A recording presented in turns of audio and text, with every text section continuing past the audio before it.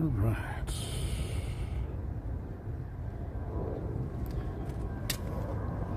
Good morning, everybody. A little bit behind schedule. Unfortunately, having some difficulty with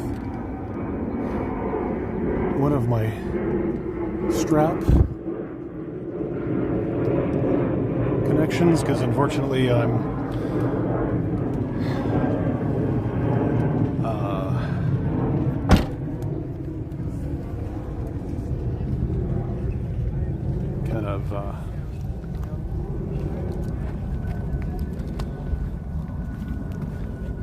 kind of doing this without having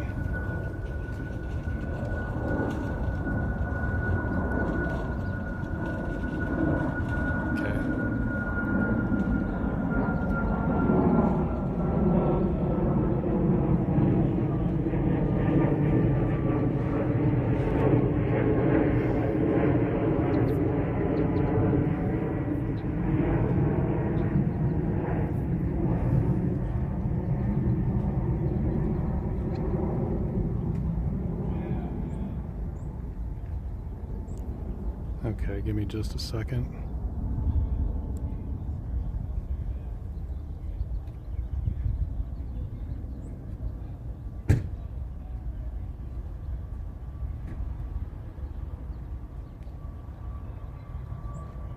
There we go.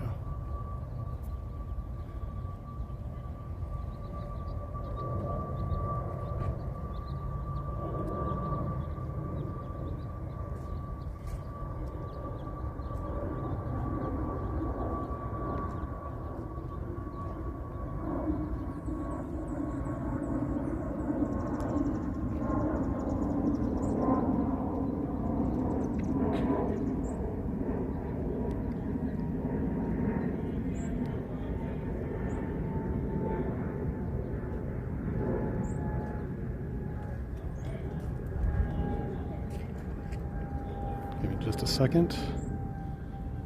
Can you hear me okay?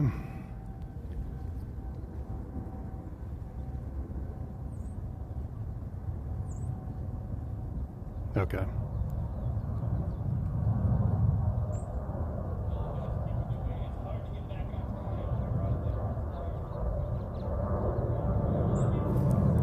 All right. I'm not able to get one of my straps connected. I've been fighting with it for a little longer than I wanted, and I just gave up, so hopefully the video will be fairly stable.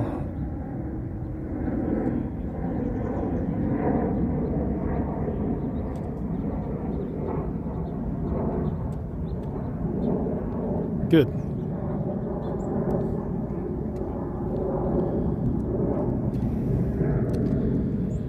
So I may try to reconnect it later, but for right now I think it's just I've got to move.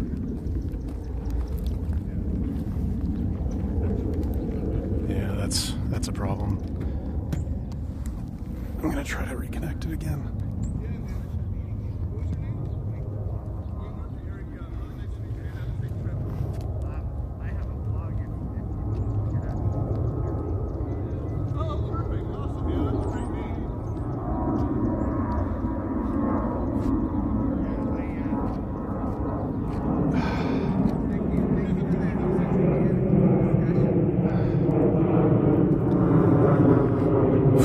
Yeah, I'm not going to keep fighting with this, so we're just going to head on over, and I'll try to keep it stable.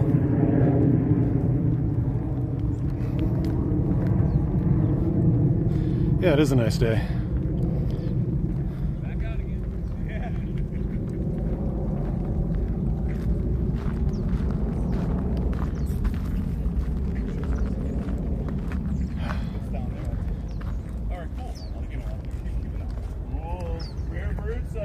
Rare bird sighting, folks.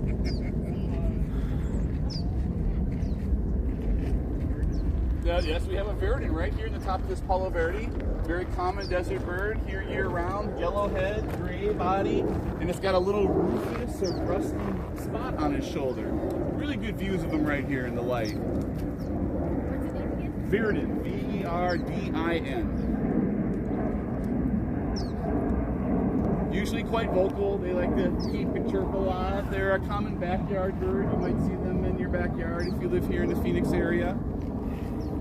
They're here year-round, desert dwellers. They make it through the heat. They build nests that they think that they might use just for shade, to cool off. They're very prolific nest builders. They seem to build more than one nest a season, and they don't always use them to lay eggs. So we think either they're decoys for predators, like hey, there's the nest, you can go investigate, nothing in there, or it's just a shade structure that they go in there and cool off in the hot time of the day. We're not quite sure.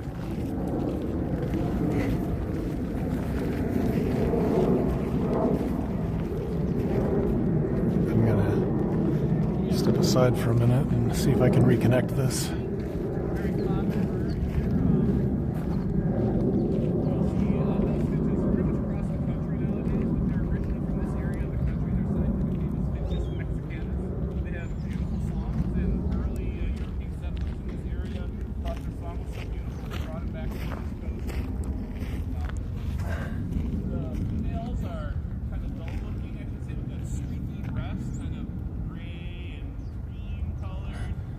Hold on a second.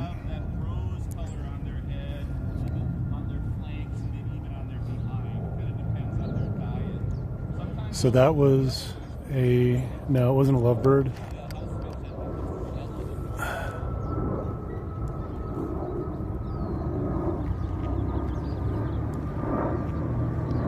Okay, I gotta figure out how to make this a little bit different.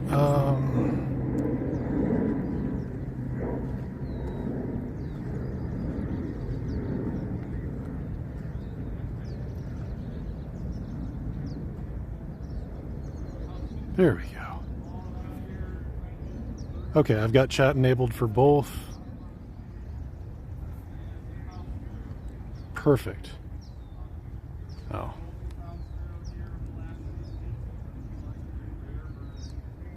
That's another thing that I forgot to enable.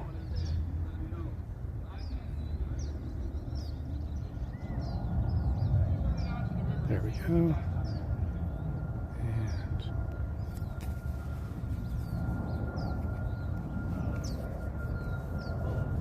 There we go.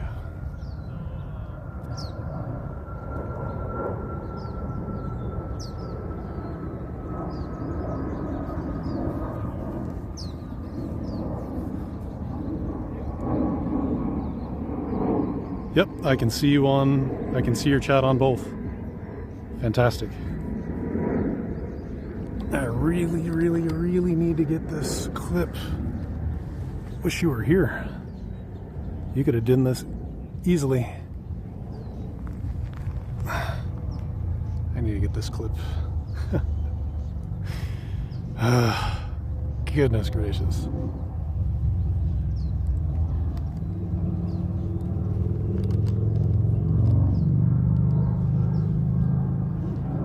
That might work.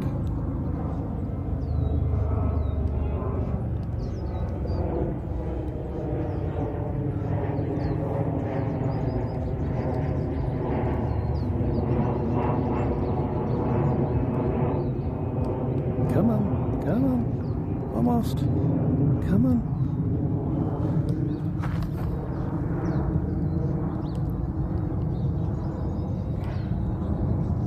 I had no idea how difficult it would be to clip this in. It's never been this difficult before.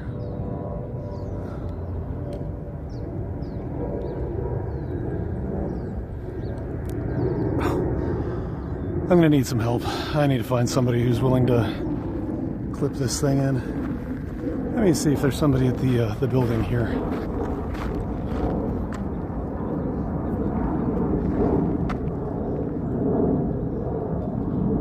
Yep, it is a gorgeous day.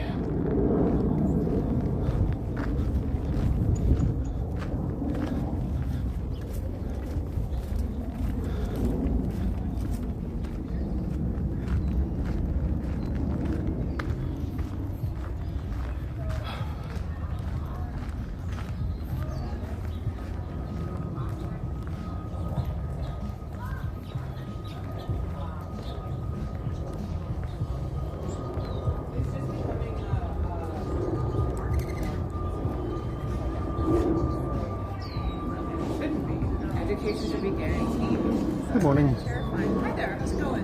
Okay, I don't suppose I could ask one of you to help with a clip I have on this. Sure. It's on the back here. I've been trying to clip it together for a couple of minutes here. Yep, and then down on the bottom. Oh, I see. Thank you very much. Hard to do when it's just one person. That's kind of a contraption, isn't it? Thank you. Yeah, so it's for live streaming. Oh, nice. So okay. I have folks that are watching both on YouTube and Twitch. Oh, okay, awesome. So this is an opportunity for folks to learn some stuff. I don't know if either of you would be interested in providing some more information or... You probably want to talk to Danny. Yeah. Okay. He's the center director here, and he has a lot to say. Perfect. So yeah, do you want me to direct you to him? That'd be great. He may be running around and getting things all set up. Okay. I'm also... Oh, that's perfect. There's the QR code. I went ahead and created one for people to scan on their screen too. Okay, awesome. So there we go.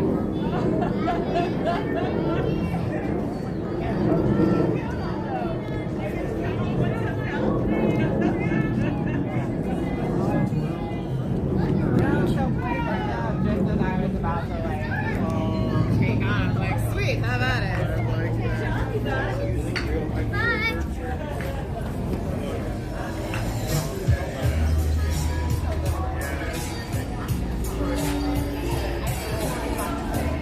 Yes. Morning. However, we are live streaming, and I am right in the middle of setup. So can No you problem. come back and grab me in Absolutely. like an hour or so? No problem at all. Awesome. You guys to know who each Yeah. other Look for the bald guy. Sounds good. My name's Kyle. Kyle, We're both...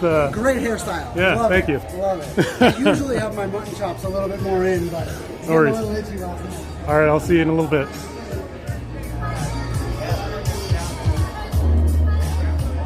All right. Now it's a little tighter than I was expecting it to be.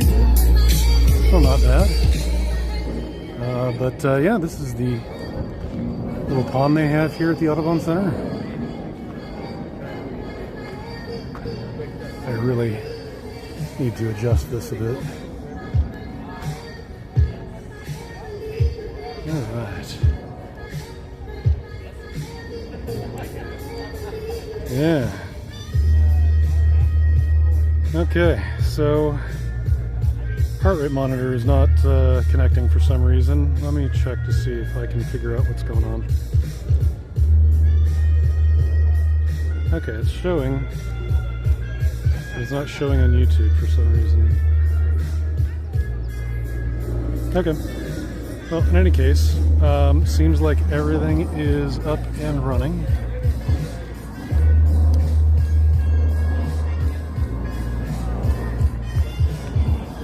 I'm going to go ahead and walk around a little bit.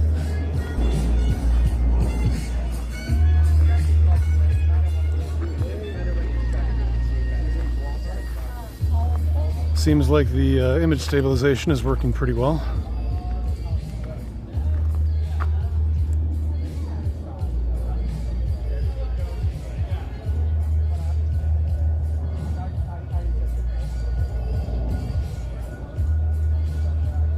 Yeah, that's kind of the impression that I got. Feels like YouTube is still working things out. Not the greatest for this kind of streaming.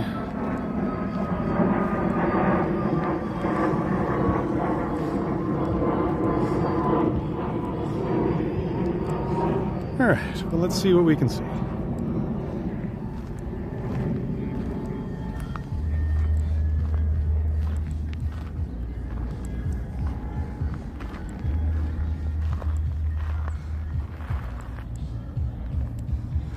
See if we can find some birds. Should be pretty easy to do in a space like this.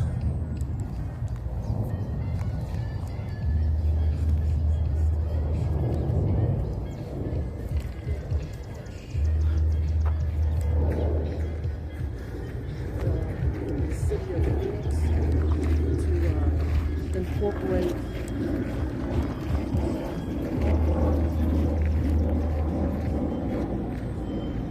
Glad to hear that the image is stable. That's something I was hoping for. Let's go for a little walk and test it out.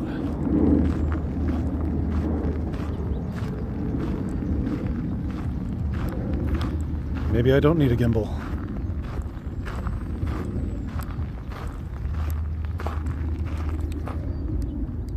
Really glad that I'm able to see your chat both on YouTube and Twitch. That's pretty nice.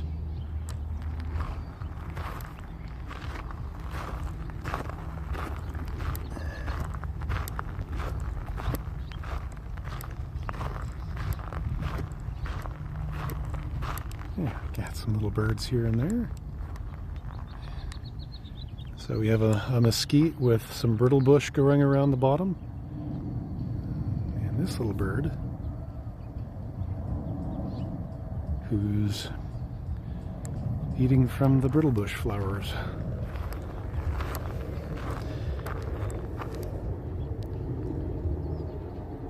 Yeah, good.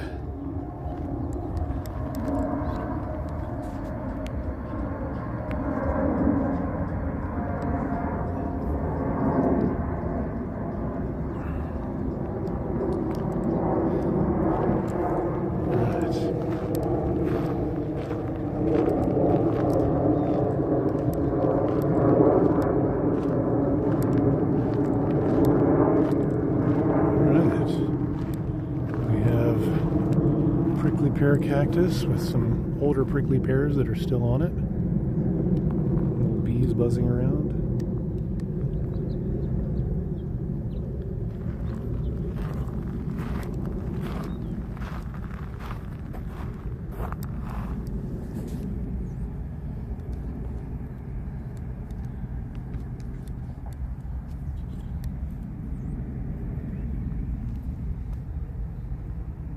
There we go. So it says that YouTube is being a bit jittery. So probably what I'll do is, ooh, who else do we have joining us today?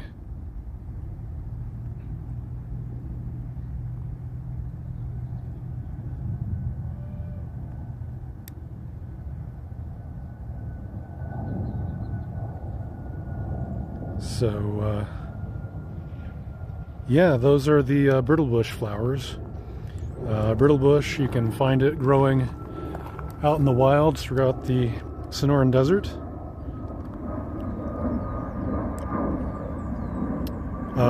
And it is in the same family as sunflowers. And if you happen to download the Seek app from the iNaturalist people, you should be able to find it in the list of different plants that are native to the Sonoran Desert.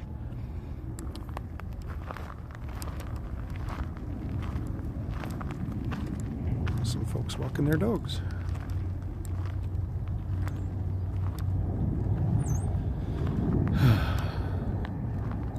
The Audubon Center here kind of runs alongside the Rio Salado River just south of downtown Phoenix. But really beautiful little spot that they have here with a bunch of little trails for folks to look at.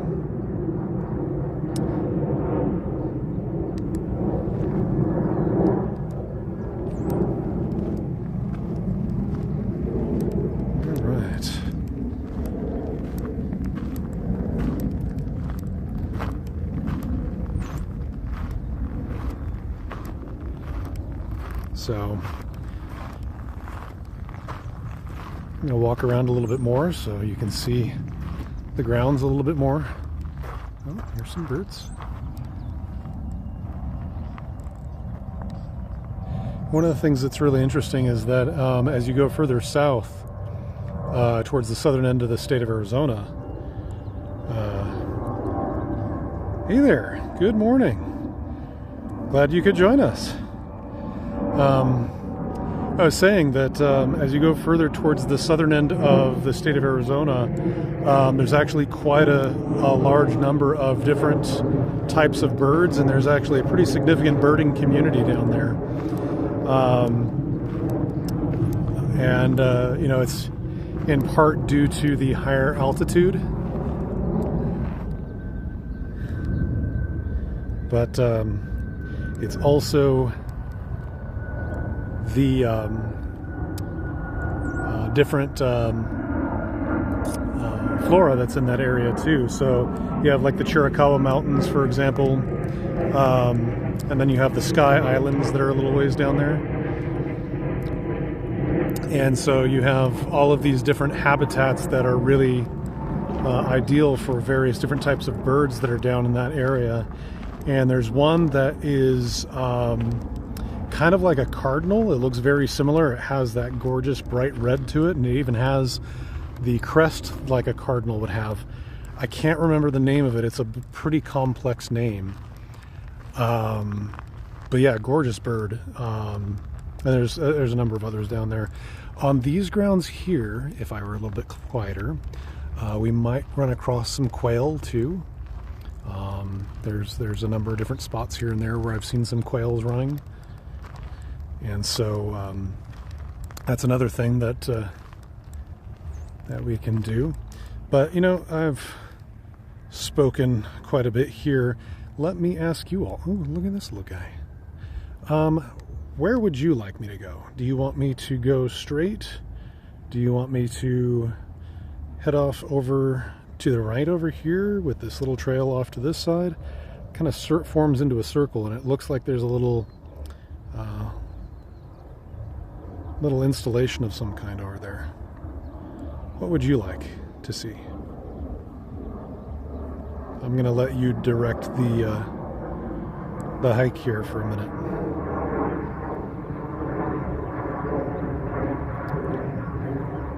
Go right?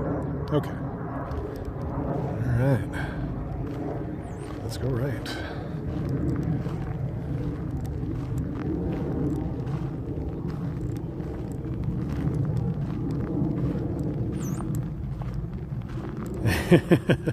Absolutely. If you want your dose of nature each week, then that is our goal. So this is an interesting little installation that we have here at the end of this path. And we were here this last week, and essentially what this is it is an interactive sundial installation. And so what you do is you pick your month that you're in, and then you stand on that month, and it shows you what time of day it is. So in order to test that, it casts your shadow on the time listed by the numbers that are out here in the distance. So let's check that out. So I'm going to go ahead and step on February.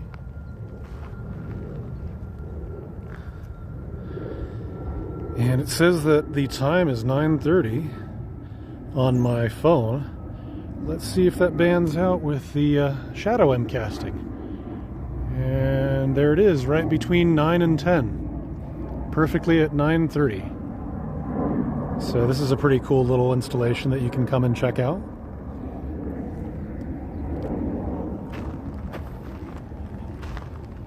All right, so that's the end of that pathway. Let's see what else we can see. All right.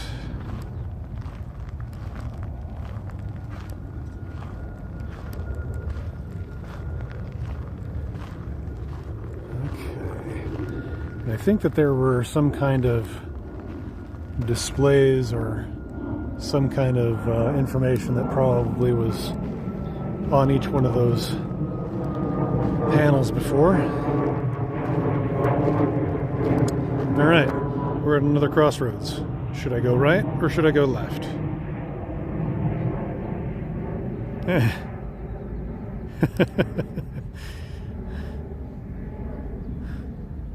Left?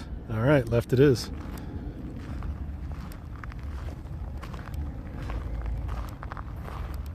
All right, it's a little bit of a path here.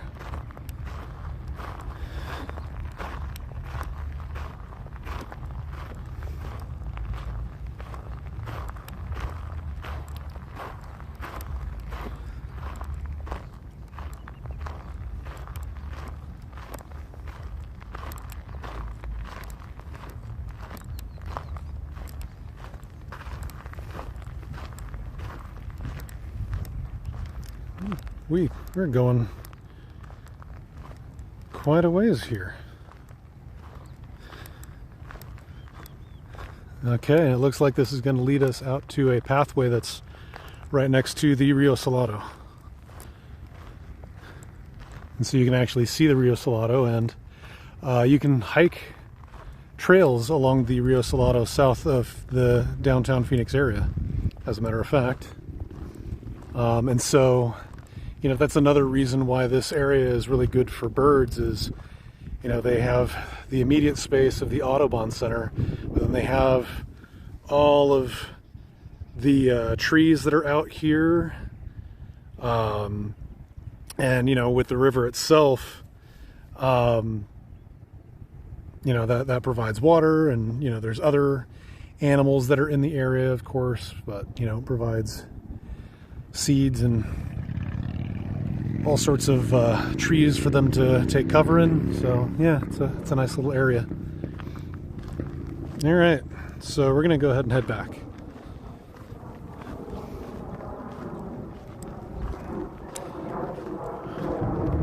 How are we doing so far? How far does the Rio Salado Trail go? That's a good question.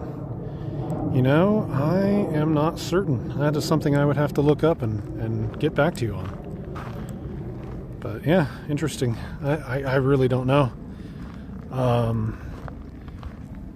You know, I know that there's, I want to say there's part of it that connects with the Tres Rios wetlands that they created a few years ago as a wastewater management facility. It's really an amazing space if you've never seen it.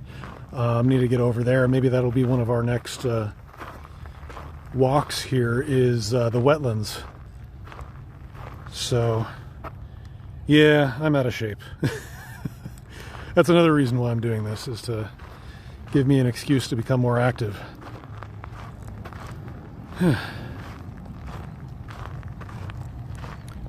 So yeah, the Tres Rios wetlands, to give you a little bit more information about that. So it's a wetlands where the city spent the money rather than on a normal wastewater treatment plant.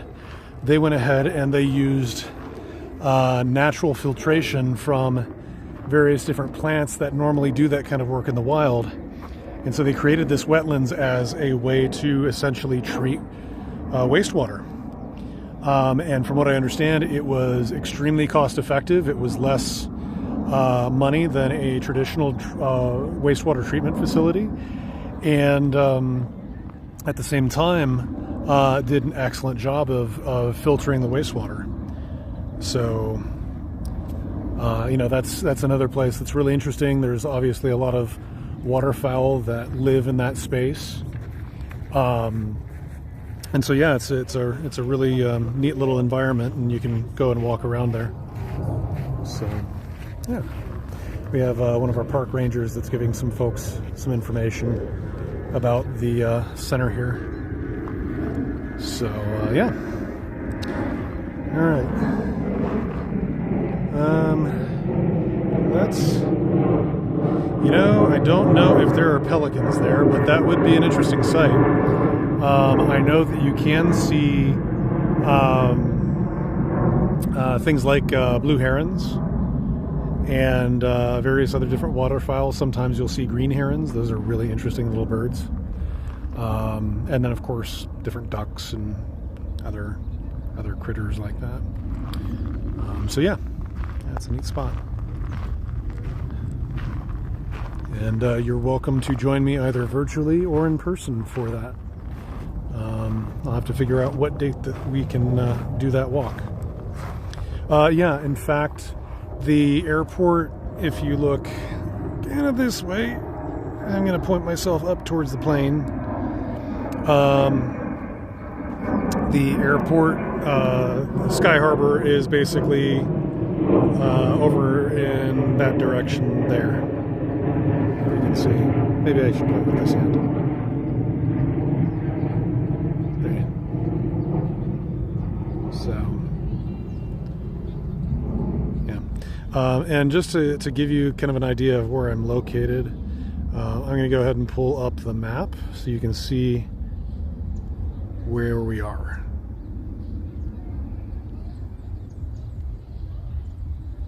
So you should be able to see the location here. It looks like I'm zoomed in a little more than I wanted to be, but yeah, so it's again on Central Avenue, just south of downtown Phoenix. So that's where we're at. And you can see right now it says that it's 53 degrees at the moment. I don't know if that's accurate. It feels warmer to me, but then I've got the sun on me.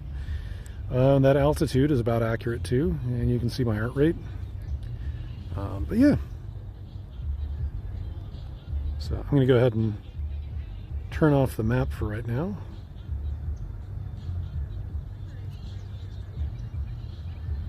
There we go. All right. So I'm going to go ahead and start heading back towards the main area. And you're all a bunch of chatterboxes this morning.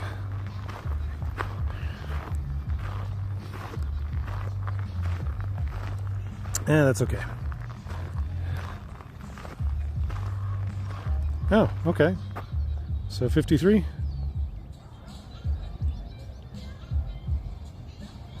Which text are we looking at?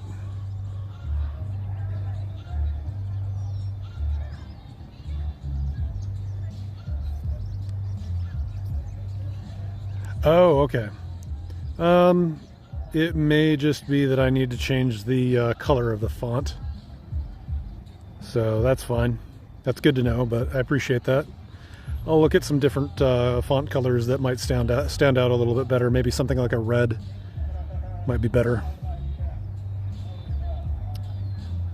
So that's good to know. All right. Well, let's see. Let's go ahead and head down this pathway.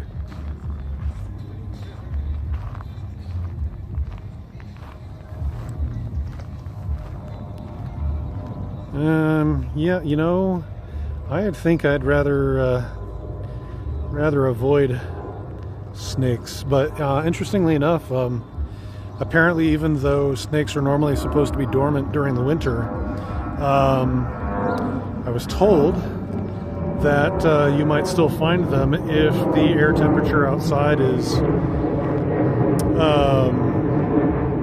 above 65 degrees or something like that. So if we had a particularly warm day during the winter, it's possible you could still see a snake, including rattlers. And in fact, it's been a couple of weeks, but I was on North Mountain Trail testing this system, and a little snake passed right in front of me. It wasn't a rattler, but you know, it was probably like a juvenile. It was probably a couple of feet long. I was really surprised. Stopped me in my tracks, literally. So yeah. So this is kind of a neat little thing that's been created here. I don't know exactly what it's for, but maybe it's for like bees or something. Yeah. So anyway, all right. So this is a little bit more of the wetland area. No, I think we'll probably not.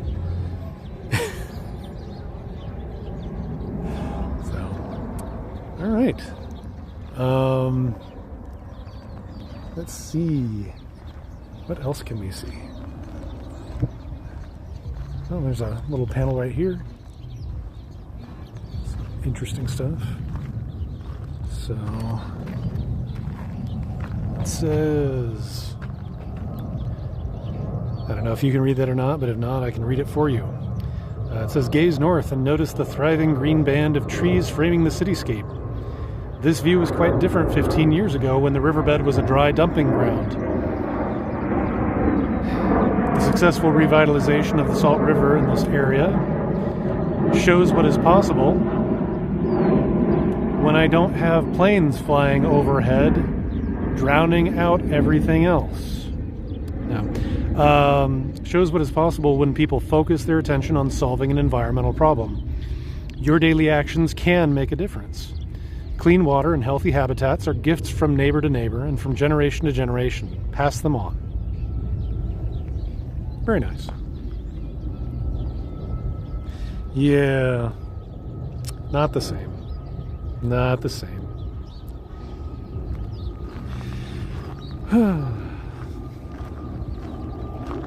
Keeping it lively. All right.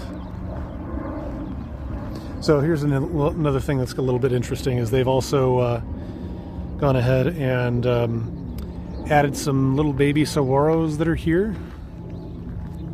And there's a couple of different reasons for why that's happening.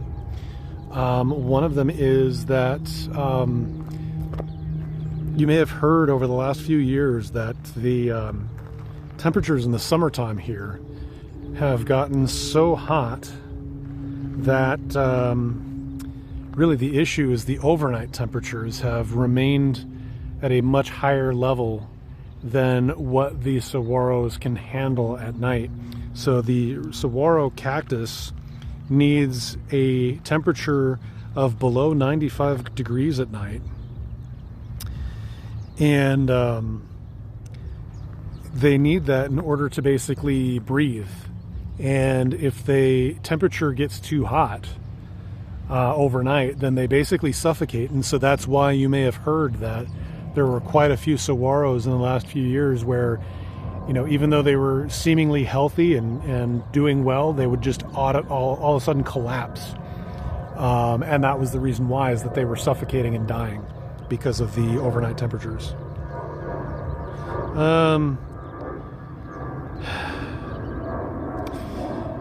Yeah, I prefer not to deal with overnight temperatures above 95. That's my preference.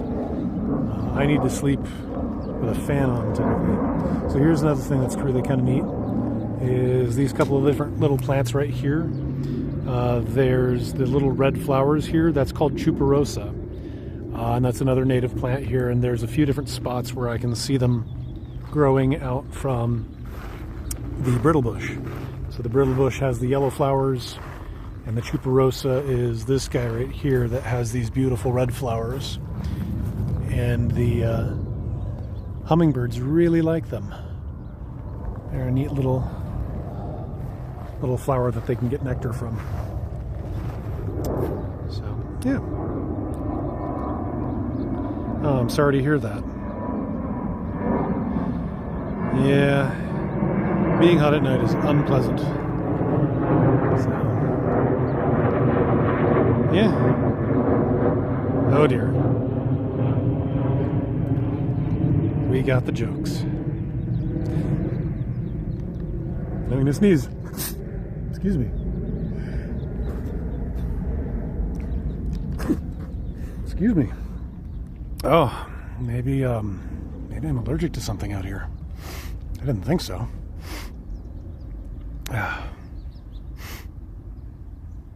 Thank you. Rock thing on my left. Well, that is a good question. Let's take a look.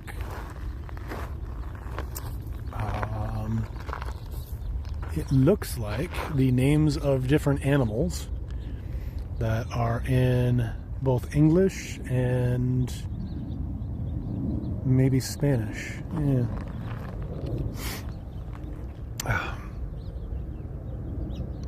So interesting. Yeah, there's a number of different installations that are out here that look like they are from scout troops. So that previous one that we were looking at earlier, where it was basically like a sundial that uses a person standing on it, was actually from a troop, and they have the troop number listed down below on the very beginning of the installation. I really wish these planes would have a little bit more courtesy while I'm filming. No consideration. Anyway. Alright, so here is some chaparral, also known as brittlebush, and there's a little bee buzzing around getting the nectar from the flowers. And the chaparral Another name for it is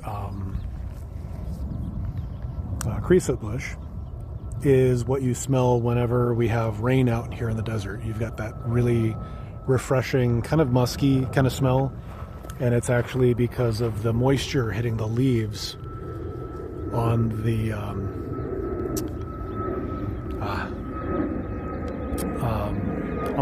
chaparral. And so when they get that excess moisture, then the oils that are natural in the leaves will come out, and that's where you get that smell from. It's really, really nice.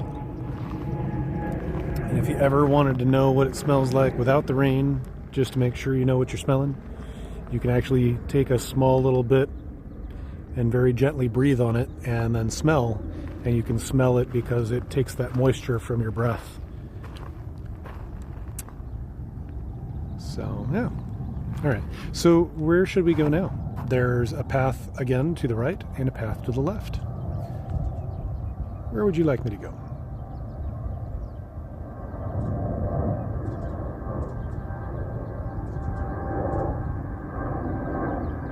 Left. Left it is. All right. Let's go left. Let's see what we can see.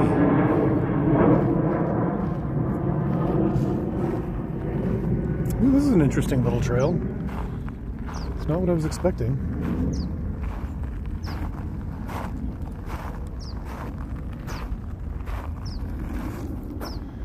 So, again, another little creosote bush or chaparral growing right next to the path.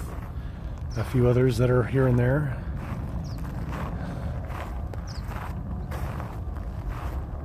Yeah. So, yeah, it looks like these had placards in them at one time, but I guess they were removed for whatever reason. So there's that. Okay, so we're at another crossroads. Should I go? I'm going to back up a second.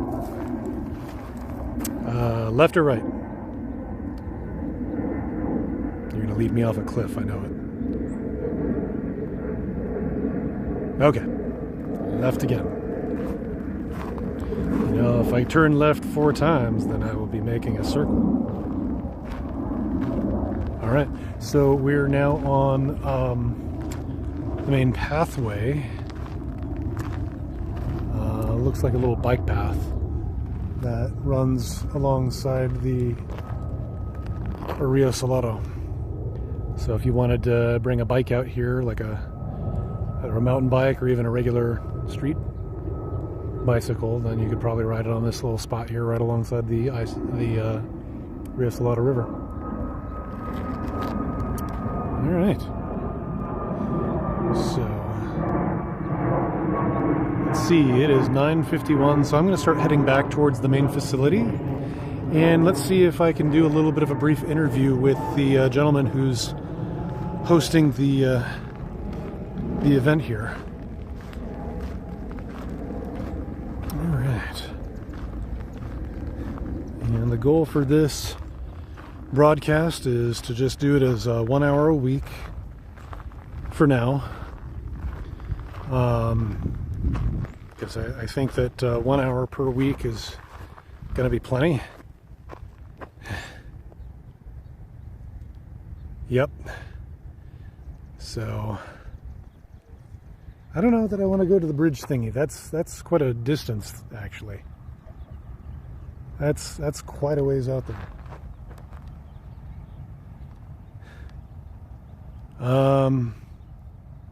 Let me see. Yeah, I'm gonna start heading back because it's getting almost to 10 o'clock, and you know, I know that I started the broadcast a little bit late, but I still want to keep it close to around an hour. So, you know, next time we can try another spot. But you know, the other thing that I was thinking is that I can go ahead and put up a poll, and you know, you know, I can provide a list of different locations that we can stream from, and I can put the poll out and see, you know, from you viewing at home where you'd like me to go next. So, yeah. But yeah, I'm gonna going to go ahead and try to do a little bit of an interview, and then that will be an opportunity for you to also ask some questions yourself. Just keep them clean. That's all I ask. You know who you are. Yeah. But yeah, it is actually a beautiful day. Really nice temperature. Clear as can be. Couldn't have asked for better weather. So, yeah.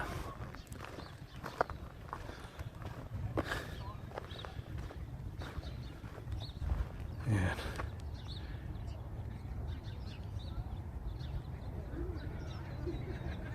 yeah, my concern with places that have lots of people is that people can be very unpredictable, and especially if they're on video, I don't know what they might do.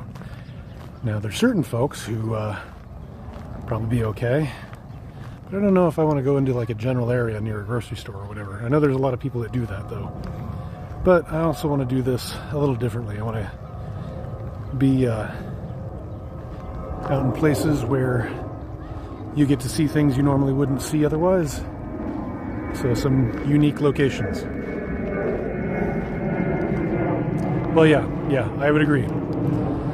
I would absolutely agree with you, Tom. So, try to walk around. Oh, that's kind of a neat little, again, little wetland kind of stream thing going through this spot. That's super cool. That is really nice. Look at that, with a little bridge. This is a neat little thing. I'm going to try to cross the bridge, and hopefully it's strong enough to support me. I guess we'll find out. Oh yeah. Very cool. And there's a little sitting area. Nice. Alright. Alright. Well, let's make our way back. Yeah, this is a neat little spot here where there's the water flowing out from this source, and then it swerves around this whole area, creates this little wetland. Very pretty, very peaceful. All right. So let's start heading on back.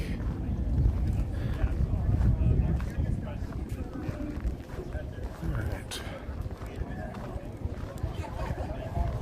Let's see if we can find the gentleman from earlier.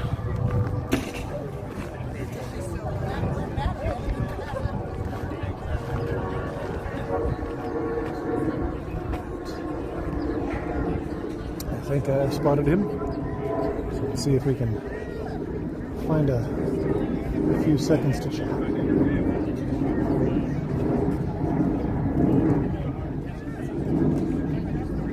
And if I wasn't... yeah, so if you recall that big wetland area, that seems to be what that water feature was feeding into. So, yeah.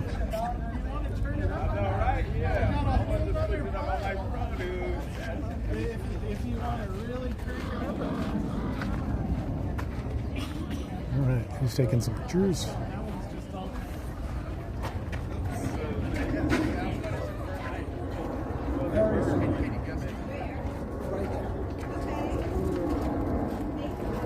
So I'm just waiting here for a moment.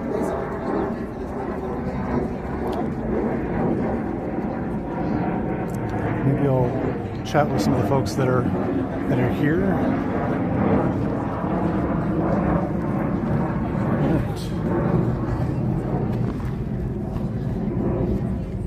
Good morning. Doing a live stream, so I've got some people that are at home watching. Start giving the spiel. Please do. So, this is Rio Phoenix. It's part of the policy plan that is building upon Other ones that the city has done called Beyond the Banks Plan, as also supporting the Habitat Restoration Project, which helped create this area of the Rio Salado. Okay. So what we're doing here at the planning department is called Rio Phoenix, and so it's a planning initiative of 3 to 4 phases depending on how we break it out. This area is the first phase here that you can see, a slightly larger map. It goes from 19th Avenue out to 32nd Street, and then from Broadway Road up to I-17. Oh, wow. Okay. And that is part of a bigger regional plan called Rio Reimagine that ASU is helped leading with other partners. It covers 6 municipalities and 2 Indian communities. So Rio Phoenix is our part in this greater planning effort. And so this first area, we've held 2 workshop events so far for this planning effort. We'll be having a third one soon in late March or maybe early April. And so we'll bundle all of that information, all of the data that we've collected, both from the community and from resources like the U.S. Census, Community Survey, and other resources, study like heat, other health outcomes, all kinds of information. Nice. And so we're going to package that all up into a policy plan with actionable goals that can actually be measured, because that's part of the challenge in planning, is that sometimes we make these great visions and goals, but don't necessarily have a way to measure. So that's why we created this existing conditions report, which is on our website, which is just phoenix.gov/Rio Phoenix, or it might be planning/Rio Phoenix. Either way, if you Google it, you'll find it. Okay. And so, hopefully, by the end of this year, that policy plan will be adopted by council. We'll get some more grant funding for our other areas, and then we just continue on to plan this area in red. Okay. Some other projects that are going on right now is MAG is doing their active transportation plan, so that's starting up soon to help plan this entire area to try and get the Salt River or Rio Salado to be not just it's kind of challenged history of being mining and dumping. So we're really trying to make this a community asset, not just for the people who live in the valley, but also an ecotourism effort to actually make this something that people can come and see. A big thing right now that the city has is called the Resource Innovation Center, which is part of a large kind of competition called C40. Okay. I won't go into that because that's a lot. That's more nuance and minutia that you don't need to know. Okay. But that is about circular economies, Oh, and nice. that'll just be on the just east of 19th Avenue, around 35th Avenue, and it's about labs and studying how do we turn the waste that comes from the city into material that other people can use, be it fertilizer. Other processing it's circular. Like the waste that we create can go back into the economy in some way. Okay. So, a lot of really cool stuff that we're doing here at the city. Yeah. I'm really excited. It's my job. It's great. So of course I'm excited. I love what I do. Yeah. Sounds like amazing. As you can see. Yeah, it sounds like amazing work that you guys are doing, and so funny that this is something that ASU is also working on too. And I say funny because I'm definitely do a lot of work there. So this is just my own personal project, but I actually work at ASU. But it's such a huge organization that. There's so much that ASU. Yeah. And the whole history behind this is back in 2018 after John McCain passed. Like one of his big, I guess, dreams was to have Rio Salado be restored. So all of that kicked off in 2018 with ASU, with President Crow, and all that kind of stuff, all of these regional partners. So this has been in the works for quite a while. Obviously, the pandemic kind of delayed things. Right. But here we are. No, this is great. I love the whole idea behind it.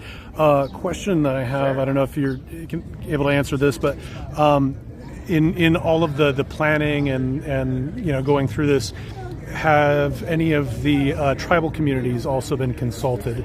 So yes, actually, our team, well, not specifically me and my coworker and supervisor, that's, the City of Phoenix team, but our consultant that has been working with us, Hope City Studio, who's been running our workshops and preparing some of this, material with feedback from the community that lives in this area. Okay. That part, the public engagement part, is funded by GRIC, Oh, yeah. which is the Gila River Indian Community. Mm-hmm. So we're in close contact. We work with them. I mean, it's literally their grant. So, Okay. That's great. Yes, and so I mean, for our part, for like the land management groups,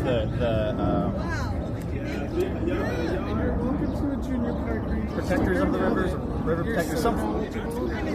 That's okay. I can't think of their group name off the top of my head, but when we have events out here, particularly there's a, speaking of other city projects, just on the other side of Central Avenue is a small parcel that is owned by the City of Phoenix that is being turned into a park and activity center of sorts where things can be hosted. Okay. And when we're out there, there's tribal representation. Whenever there's kind of a more formal event, there is the land acknowledgement statement about how we are on, Like Tohono O'odham, for example. Right. Yeah. So, yeah, it is. There is involvement. It'd be hard not to. It'd be wrong not to. Yeah. That answers your question. Yeah, that's great. Yeah. I'm curious, does anybody have any questions that you would like to ask? Oh yes, let chat speak.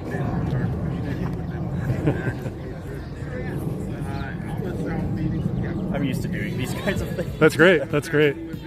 So this is a regular thing that I'm doing. I'm Horizons IRL or Horizons Land and Sea on YouTube. Okay. So Twitch and YouTube for now. Nice. Yeah. So anybody in the chat want to ask a question?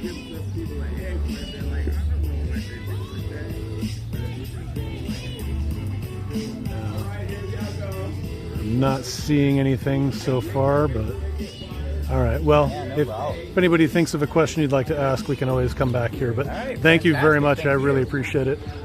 Kyle. What is that? Kyle. Kyle. Nice to meet you. Chris. Great to meet you, Chris. Thanks so much. Love the work you guys are doing. Thank you. Hey, how are you? Morning. Good. How are you? Excellent. Good. Happy to be here. Yeah. So, I am a park ranger here at Rio Salado. When they asked me to speak here, the first thing I thought of was how this place used to literally be a dump.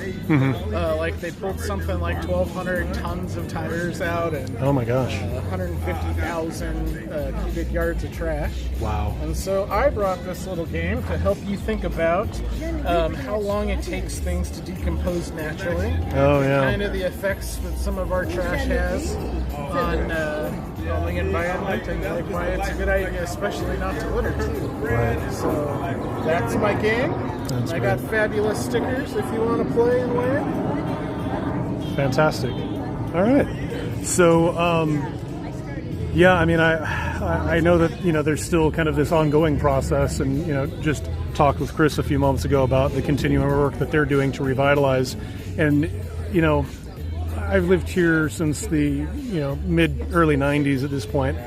And I think that, while I know that there's been litter here and there, it never really dawned on me just like how severe it was. And Do you know? Everything washes down too, because when Yeah. when it rains, that's where the water goes, is to the river. So, Right. some of those outflows, it's just like a polar pop cup city. It's wild. Wow. Yeah. Well, and if I remember correctly, that also connects with the Tres Rios wetlands, right? And so, in a way, it sounds like part of what you guys would be doing is kind of like reducing the amount of impact that has on that, because that is meant to be essentially a wastewater treatment facility. So, really interesting. And we're on several Superfund sites too, so a lot of what's going on here is we're kind of trying to clean up the groundwater, clean up some of these Superfund sites, kind of slowly rehabilitate this area that's just kind of been destroyed. Like, I guess they were just dumping mercury here for a long time. Oh my gosh. Wow. Yeah. Well, I'm definitely glad that you guys are doing what you're doing here. And yeah, I mean, we were just talking a little bit about, like the social benefits of this kind of work too, and just having these kinds of spaces that are, public, that they belong to all of us essentially, and being able to take care of them and thinking about things in respect to, instead of like the tragedy that commons, it's like actually we want to protect and care for this space because of its unique kind of, ecology essentially. But yeah. But no, this is really cool. Really like anything like this that gets people thinking a little bit more about their own daily habits. Yeah. So cool. Well, thank you very much. My name is Kyle. I'm Jared. Good to meet you. My channels are Horizons IRL on Twitch and Horizons Land and Sea on YouTube. So. And if you're interested with volunteering with us, the Phoenix Park Stewards, you can go to phoenix.gov and look under volunteering. Okay. And we've got events all the time here and all the mountain reserves here in Phoenix. Fantastic. And now I know that you guys also coordinate with volunteer organizations too, right? Yes. Okay. Sustainability Alliance we work with a couple times a month. Okay. Sierra Club we work with a couple times a month. Okay. It's the more the merrier around here.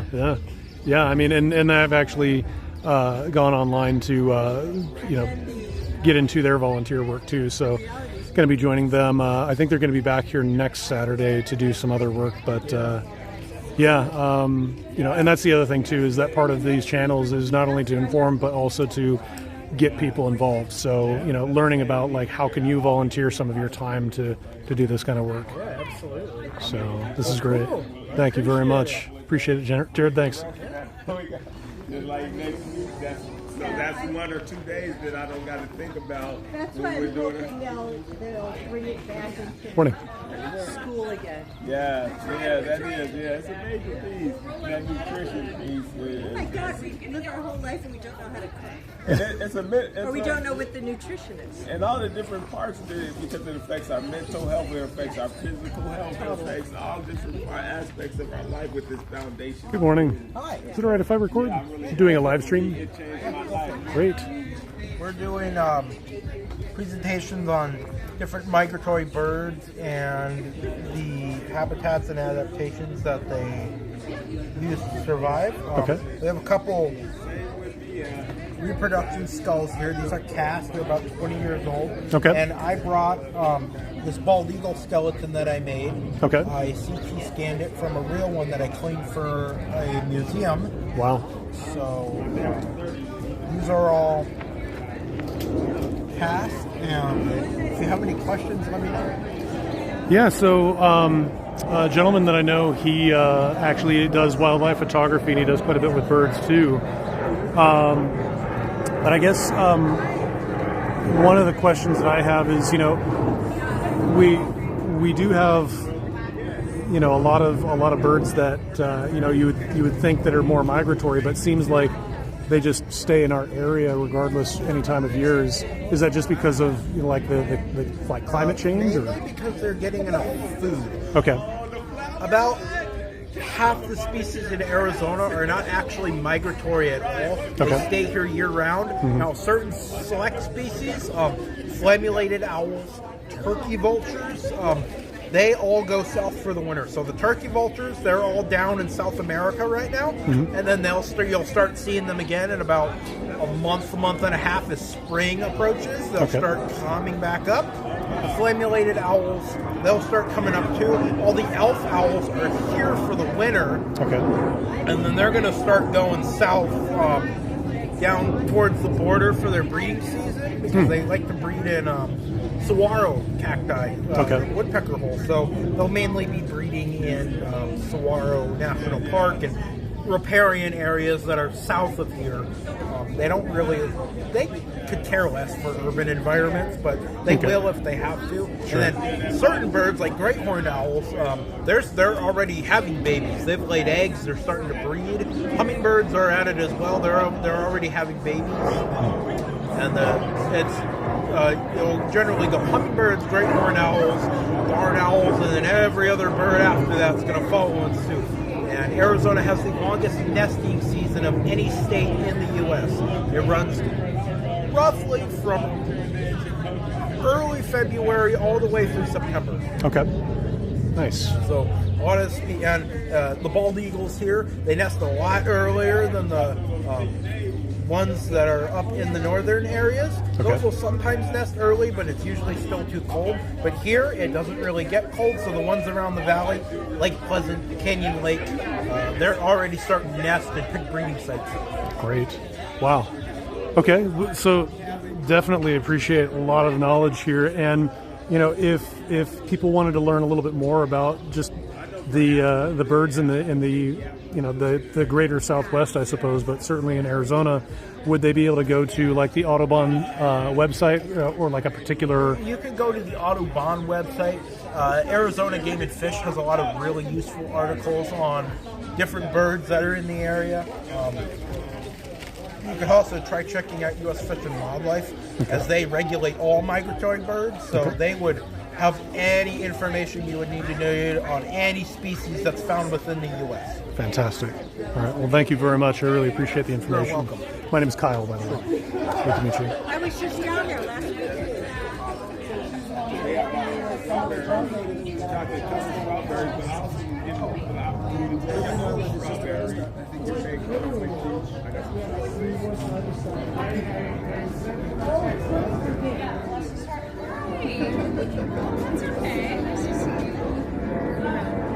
Sorry.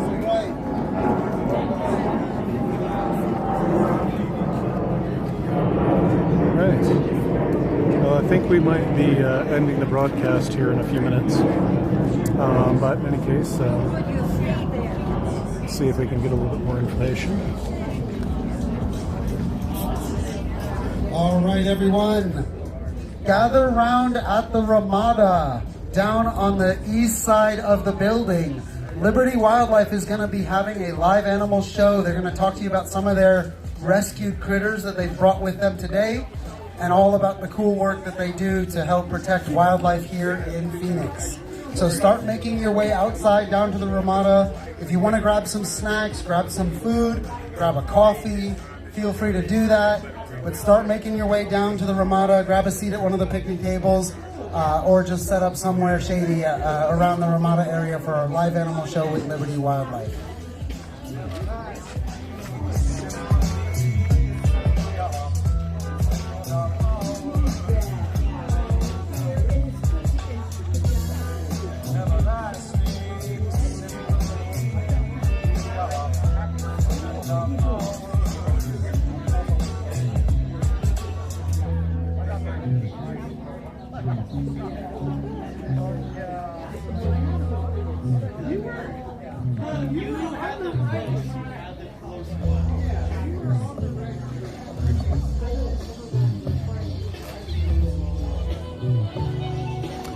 He might be just a little too busy planning and keeping things organized, but that's okay.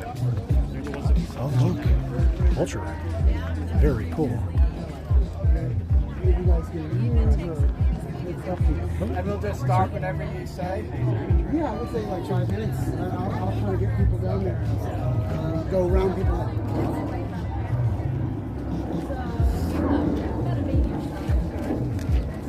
Beautiful. We're gonna like stand on the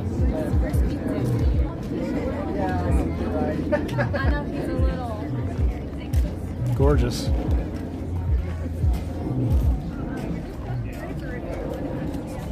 me give him one last sun and I'll join you there. Okay.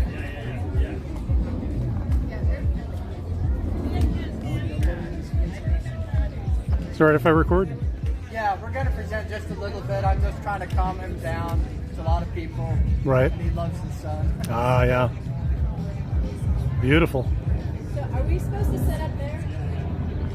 Yeah, while we're presenting, are you okay if we just do our presentation with 4 birds? Yeah. And you do it later? Yeah, so feel free to move the tables however you want. Wow. So we're supposed to take this table? Yeah, this is all our, you can move, yeah, whatever you want. We can just move the boxes. Yeah. We'll just take this whole area. Yeah.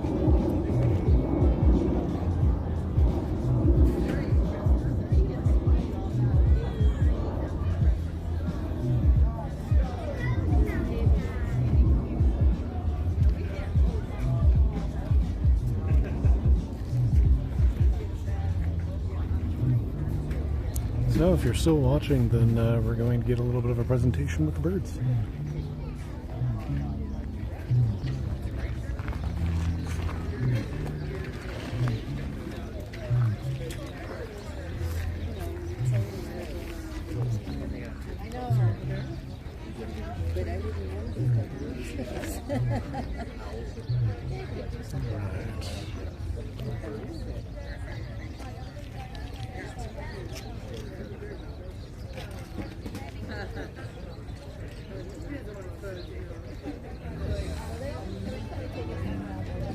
Maybe that's his default. Probably just the way his eyes are. Yeah. Yeah.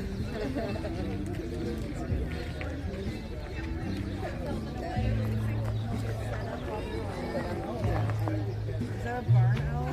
No, it's a greyhorn owl. I get to see an owl in the wild. Beautiful.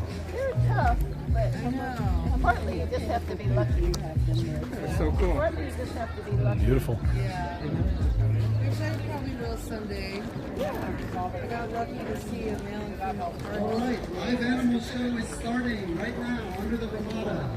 So head on down to the east side of the building, find a seat, grab your coffee, and we're going to get started in a minute here.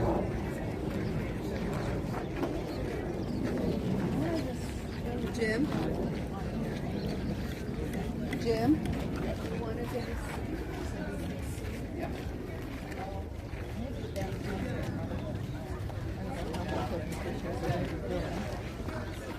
We're gonna bring it in bird set.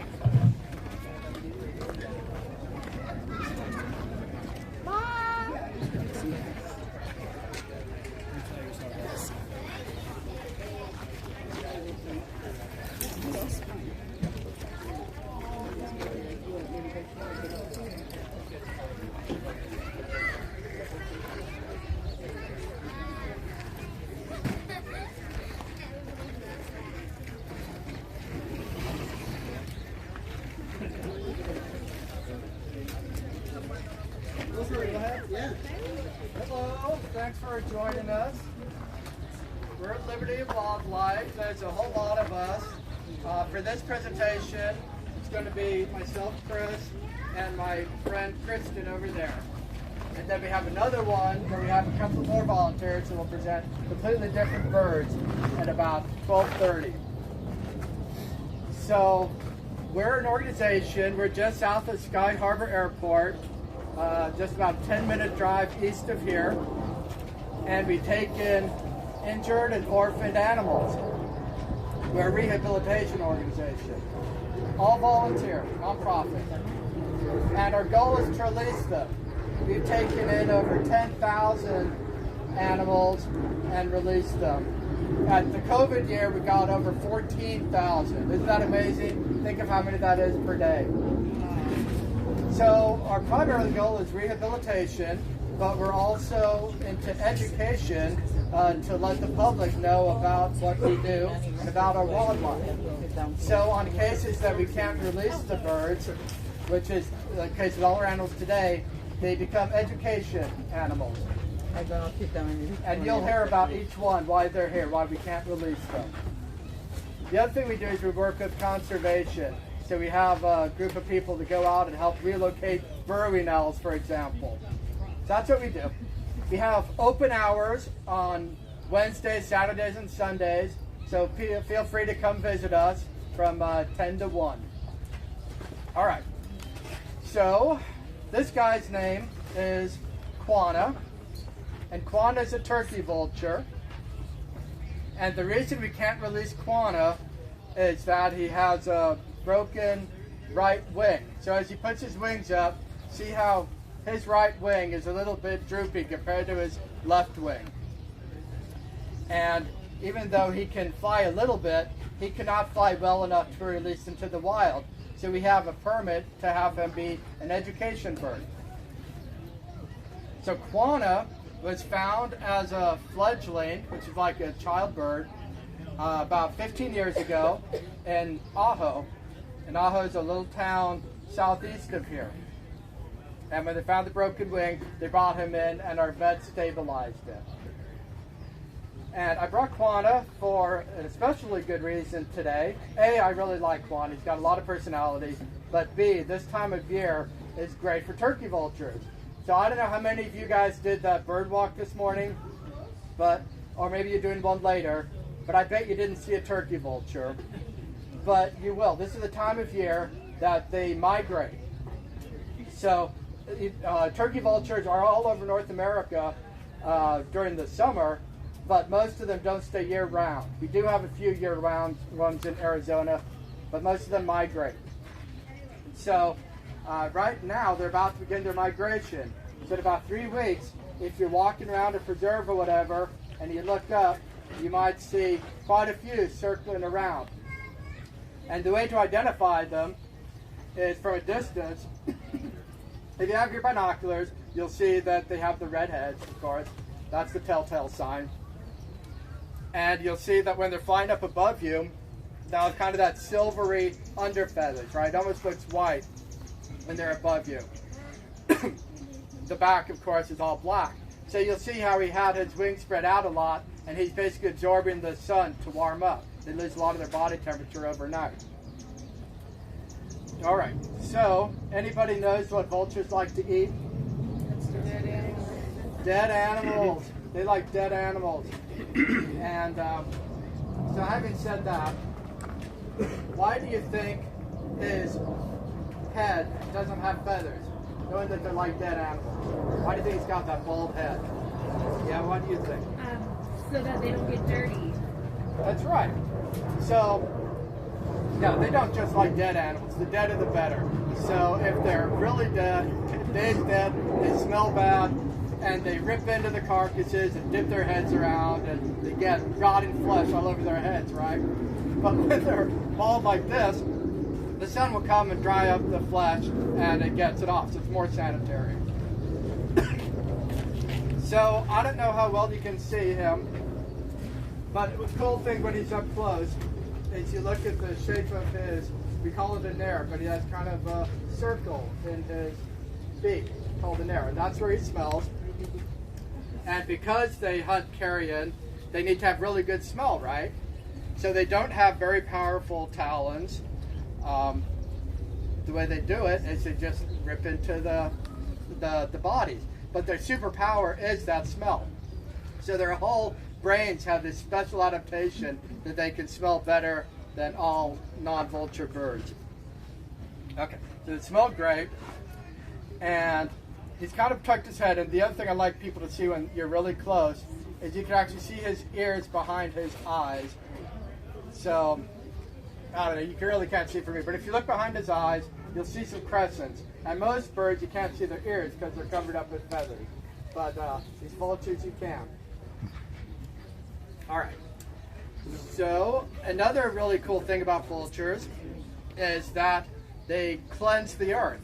So when they eat dead things, they eat bad things that are found in dead things, like maybe influenza or a sort of bacteria. Botulism, I think, is one. And they have this really strong acid in their stomach. So after they eat it and excrete it, it kills the microbiomes, the microbes, that are bad. And there's actually a story I've read that in India, they actually exterminated a lot of vultures, and the population of disease and death in the humans went up after that happened because they didn't have this cleansing of all the germs. So they're great to have around. Yeah. So another thing I like to point out, he's actually kind of clean, but do you see how he's got the red skin on his legs and feet? But there's also a lot of white over it. So what that white is, he actually urinates on his legs, and when it evaporates, it cools him off. So that's a way that he cools down. So I think that's all I have to say about him. Do you have any questions about guano or turkey vulture? Yes, back there. Yeah. What kind of nests do they build? Yeah, they're not really big into nest builders. They'll just kind of take anything they can find. They're like a pigeon. Yeah. Yeah, the ground or in structures or in trees, but they don't really make nests. Yeah? The difference between a California condor and a turkey vulture? Good question. So another shout out for Liberty. If you come visit us during open hours, we have a couple of California condors, and you'll see they're like much bigger. Yeah, they're huge. Yeah, so California condors are like almost as tall as I am. They're bigger. Their color is slightly different, but yeah, they also have the bald red heads as well. But mainly size. All right, I'm going to put it back, and we'll have our next bird come out.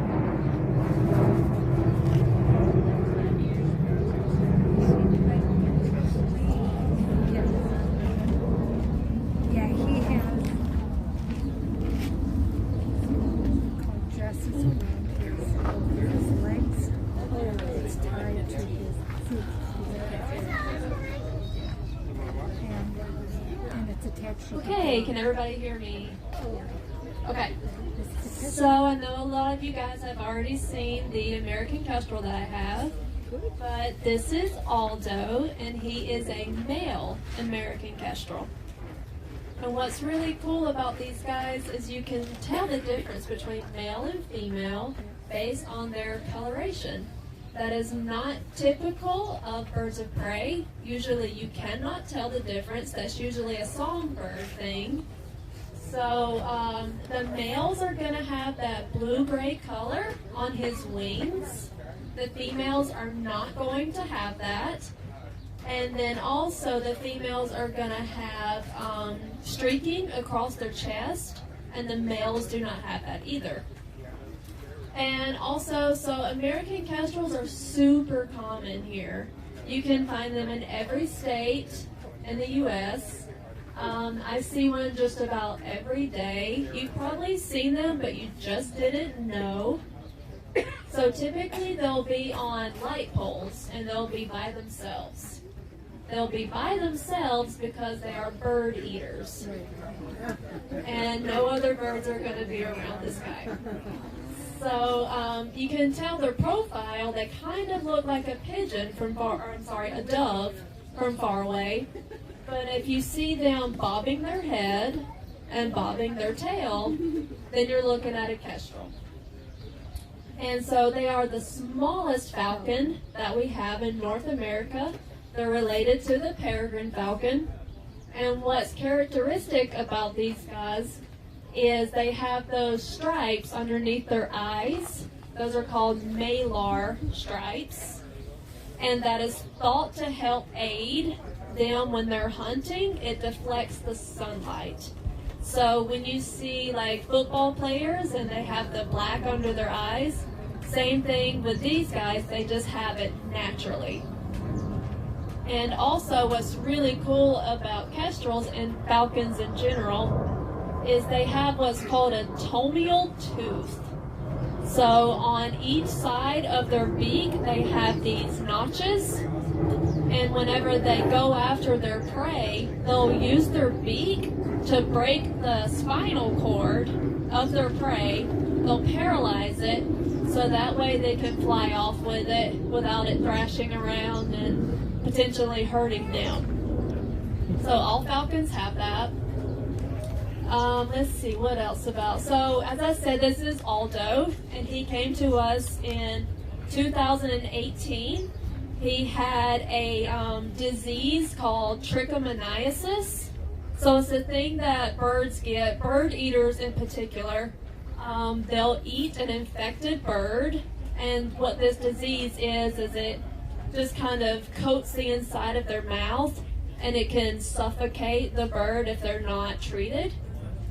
And so he came in with that, and he was treated, but he also showed signs of habituation. So he was very used to humans. And we don't typically like to see that, because if he were to be released, he probably would not survive. So we get a lot of that at Liberty Wildlife, habituation and imprinting. So, and when we decide to keep a bird, we have to get a permit with Game and Fish, and then they say, yeah, you can keep this bird, and we have about 70 education animals. So we have open hours on Wednesdays, Saturdays, and Sundays. You guys can come and see all of our education birds that we have. We have bald eagles and golden eagles and all of the native wildlife that you can find in Arizona. We have a lot of really cool stuff in this state. So, do you guys have any questions about Aldo? Yeah. I don't know. I don't know why they do that. It's just a typical thing that they do, and it's just a really good identifier that you're looking at a kestrel. Yeah. How fast can they fly?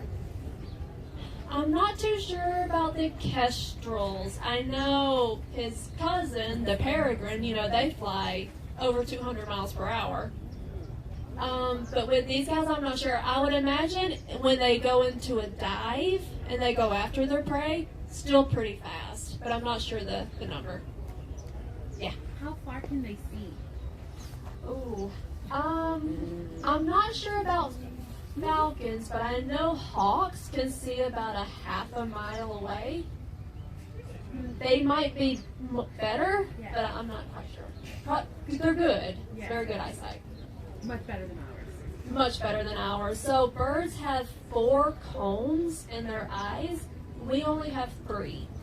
So they can see much better than us, and I believe that most birds can see UV light. So everything that we see right now looks way more vibrant to a bird. Any other questions? Okay, thank you guys. Thank you.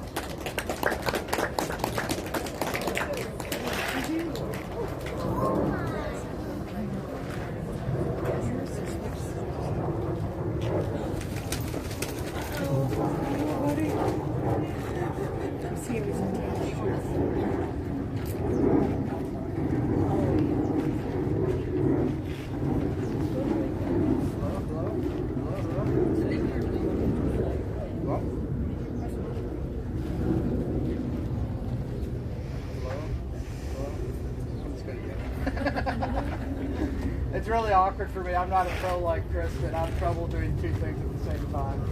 I'm just going to try to speak loudly, and hopefully you can hear. All right, so this is the first time we've had him out this morning. And you're going to ask, I heard one person say, I don't know what it was, but anybody knows what kind of bird this is? Do you know? The Harris hawk. Yeah, this is the Harris hawk. And he's another one of my faves. He's very young. He's a 2022 bird. He's just 2 working on 3. And it's pretty obvious what's wrong with him. Anybody see what's wrong with him? Yes? Yeah, his left wing. So what happened with him is he was actually attacking the gentleman's chickens. And the gentleman was trying to defend his chickens, and he shot poor Bodie, and his wing was just filled with pellets. And he felt really bad after doing that, right? He loves his chickens, he loves birds, and he felt terrible about shooting Bodie. So he picked him up, and he brought him back into Liberty. Okay, Liberty was able to take out all the pellets, etc. But obviously he really can't fly well enough to survive in the wild. So that's why he's an education bird with us now. Okay, so Harris hawks, what do you look for when you see them in the wild? We're kind of spoiled living here because we see a lot of Harris hawks, right? But in the U.S. in general, they're only in the very southern part of the U.S. We do have a few that stay here year-round, okay, but a lot of them still migrate as well. They're found in South America and Mexico. They love these desert environments, and they're just located in Arizona, southern Arizona, southern New Mexico, and quite a few in southern Texas. So that's where you find them. They can be confused with other things like blackhawks. When you see them in the wild, you look for the yellow beak, the brown color, and the telltale sign when they're flying is the white band. So if you're looking at a hawk flying and you can't see it very quickly, look for those white bands of the tail. That might tell you what it is. So they've got a couple of really interesting behaviors. So they're kind of fun to present in public. So one of them I never had the privilege of seeing, but they've known to stack. That's very unusual behavior where maybe up to 5 birds will actually sit on top of one another, maybe on top of a saguaro cactus. So I've heard stories how in Scottsdale they've seen that stacking behavior. And why do you think they might stack? Some people think that it exists to assert dominance.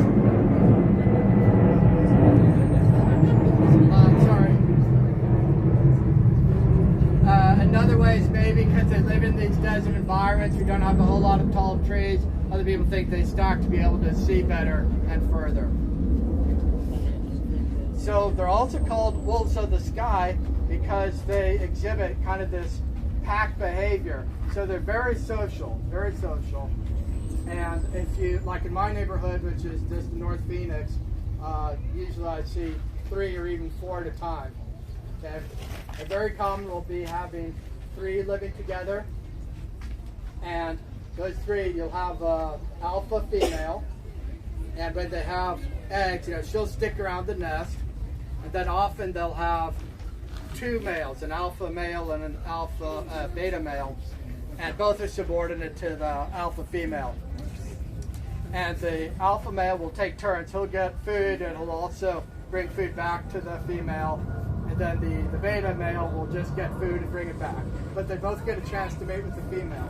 It's an interesting lifestyle. So they have packs. Packs can get up to like 5 or 7. And the juveniles often hang around for quite a while once they're adults. They're also known for various hunting styles. So have any of you seen Jurassic Park? Jurassic Park, the dinosaur movie? Yeah, there's a part that I absolutely love in Jurassic Park where you've got the hunter guy and he's surrounded by 3 dinosaurs. He goes, "Oh, clever girl," and the dinosaurs just get him.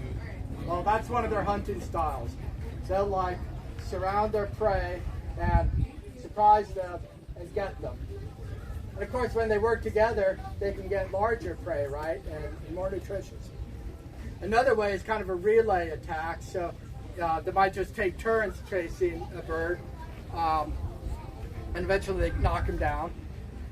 And then a third one is just a flush. So they'll find some prey in a bush, and one of the birds will flush the prey out of the bush, and then the others will get it.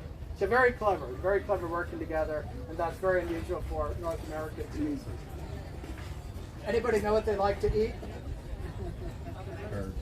They do eat other birds. The study said about 60% are mammals. So bunnies, they love bunnies, hares, things like that. Mice. Cats? Why not? Yeah, small cat. Yeah. So they'll take mammals. At Liberty, we feed them mice every day. I'm very happy. They'll also eat a small amount of reptiles and other birds. Lizard, yeah. So another common thing, he got shot with a gun but because they're social, one of the big problems with bird hawks is electrocution.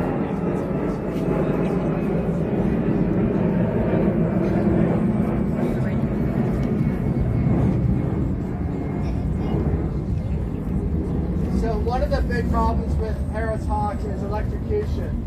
So a lot of times they'll come to Liberty after they're on a wire, and they stand on, I guess, I'm not an expert on this, but I guess they stand on both wires, drown themselves, they get electrocuted, and because they're families, a lot of times a lot will be sitting on the same wire. So it's that's one of the biggest dangers. And Liberty works a lot with our electric utilities like SRP and ADS to guys kind of work with them to, you know, to make some little changes to make it less likely to be. So do you have any questions about Bodie or Harris hawks? Yes, Michael? Are they territorial? Yeah. The reason I ask is we have many near our house, and sometimes another bird will sort of fly in, and you'll see them getting together and chasing the other bird. That's the question. They're very territorial. It's kind of funny in Liberty.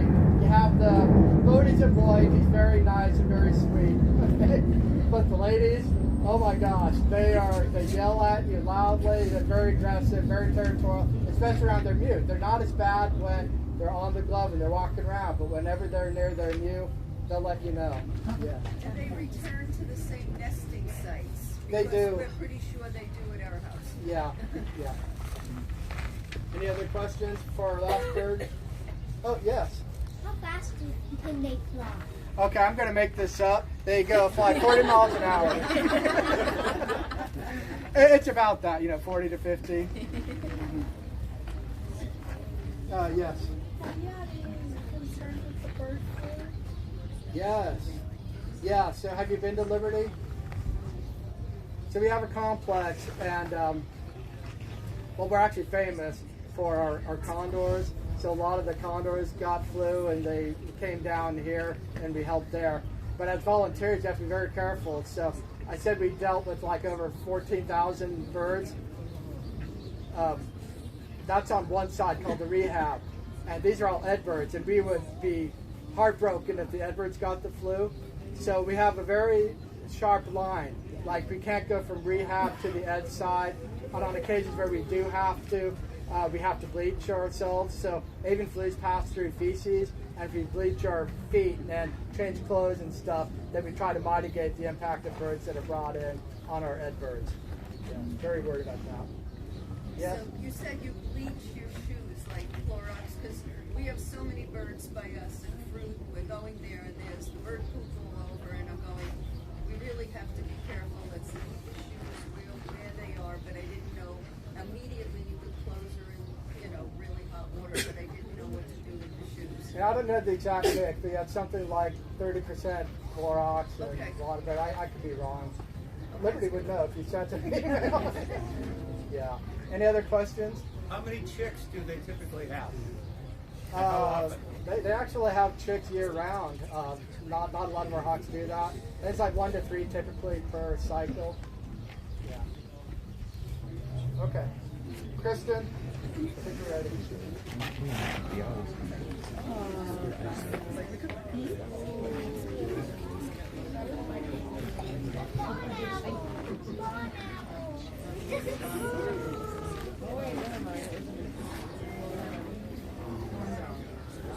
All right, yeah, so I heard a couple of you say this is a barn owl. So this is Venus, the barn owl.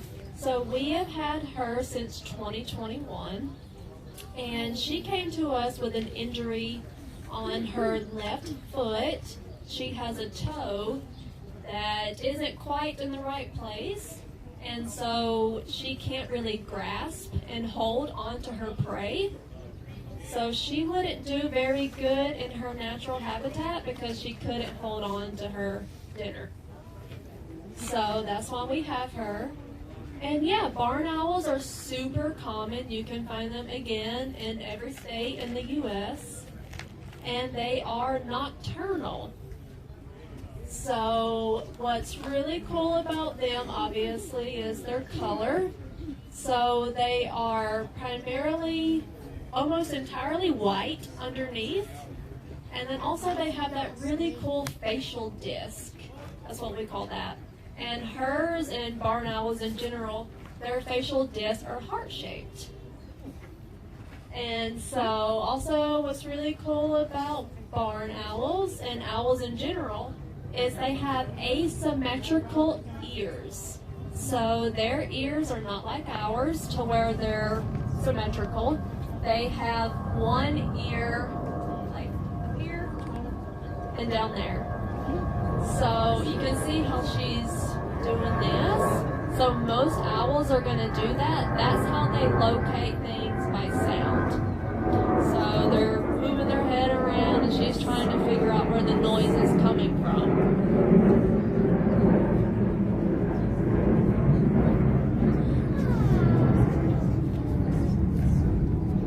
And so with barn owls is they're pretty sensitive to sound.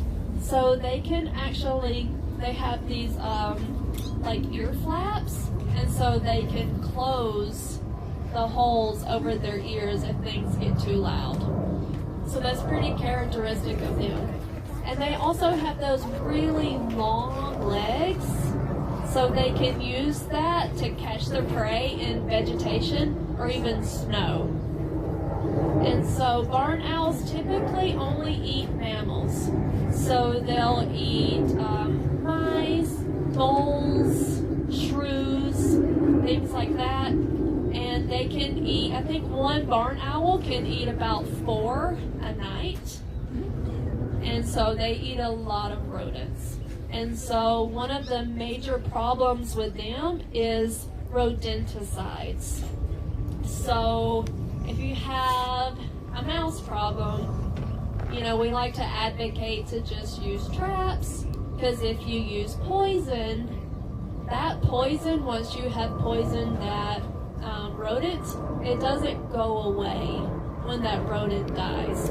So it actually bioaccumulates up the food chain.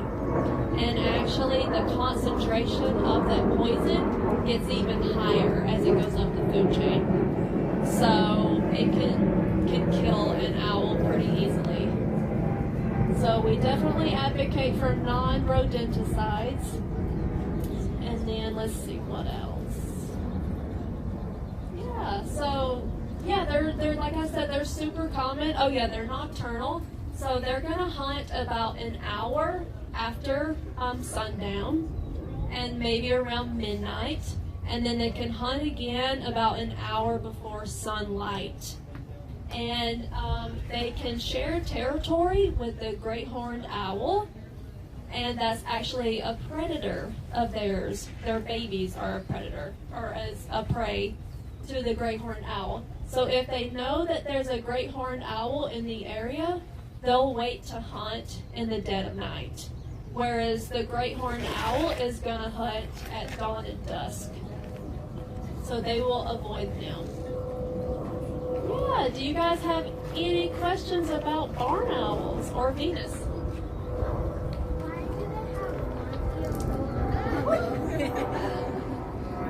Why do they have that? So it's just really advantageous for them because they hunt primarily by sound.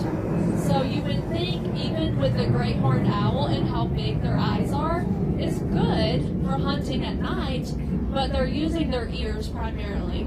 So if you have an ear that's, you know, one's up here, one's down here, they're able to really hone in on where a sound is coming from. They'll know whether it's above them or below them based on where their ears are. Any other? How far can they turn their heads? Yeah, so that's a really good question. So you guys have probably heard that owls can turn their their heads 360 degrees. How many of you guys think that that's true? No?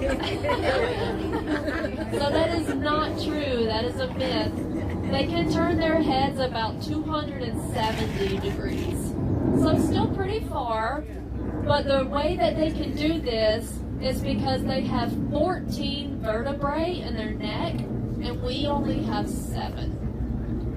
So that's why they can do that, and also because their eyes are fixed in their sockets.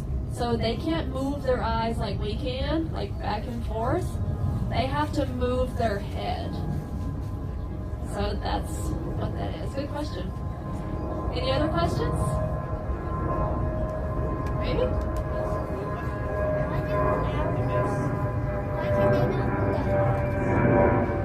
I'm not sure. It's a good question. Maybe that's one that you could Google. Yeah. All right. Thank you. Oh, yeah. Is that a normal size or is he like smaller? Yeah, so this is a full-grown owl. And we have 13 species of owl in Arizona. The great horned owl is the biggest. How much do they generally weigh, this versus the great horn? Yeah, so they look like a pretty good sized bird, but as same with the great horned owl, they're mainly feathers. So she weighs about a pound. Yeah. Wait, what did you say? 1 pound. So, and the great horned owls, as big as they are, they only weigh about 3 to 4 pounds. Even the bald eagles only weigh about 8 pounds, 8 to 10. So, yeah. When you do these lectures, each of you tend to deal with the same birds so they're more comfortable? Yeah, so we have about 70 education birds, and they're divided up into levels. So you have to start at level 1, and then you can move up. I think level 4 is the highest. You have to build a relationship with the bird. You have to practice with each one 7 times before you can. So to build that relationship. Yeah, a lot of our birds are relationship driven. Any other questions? Can you speak to their talent grip as well? How much they're doing to you right now versus how much they can actually do? So I'm not sure about barn owl's talon grip. She's not gripping much at all. The great horned owls, their grip is a lot more. They can grip about 80 to 90 pounds of pressure, but they hold that. We can only, as humans, grip about 40 pounds of pressure. So very, very strong animals. I would assume hers is about the same, maybe a little less because she's smaller. But yeah. Any other questions? How much can she pick up? Like if she was able to grip more? Well, they catch small rodents. Okay. So, I mean, probably nothing super heavy. Not like the great horned owl. Okay, the great horn is like double its size or something? Yeah, it's much larger. Okay. And we have one we're going to present as well in a couple hours, but yeah. Yeah, she does that a lot. Yeah, okay, well, thank you guys so much. And come check out Liberty. Come check us out. Hello, owl. That's funny how when I said he just stared at this guy.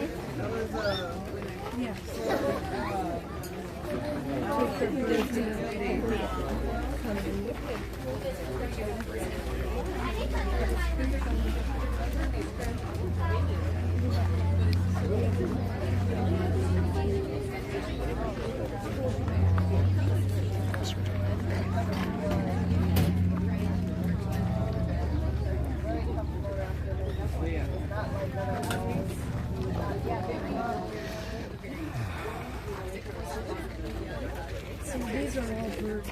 They're This is small. It is really small.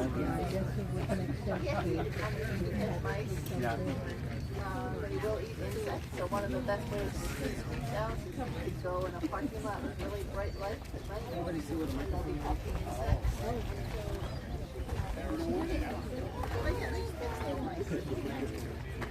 So, hey guys, while you're all still here, just a super quick announcement. Harriet's house at 11 Harriet's house is going to start the next round of the tea tasting workshop. So this is like a whole program. It's about 15-20 minutes long, where they have like a whole ceremony that they do. There's a video from like a tea expert. I don't know what that means. Go find out. I'm so sorry. Also, at 11 is our next flight board walk. So if you want to join the bird walk, that'll be departing from down that way. If you want to do the tea tasting, head on in, grab some snacks, get comfortable. They'll start again in about 5 minutes.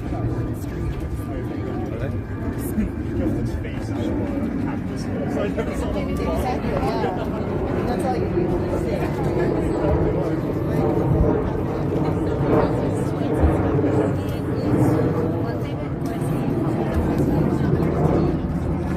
Alright.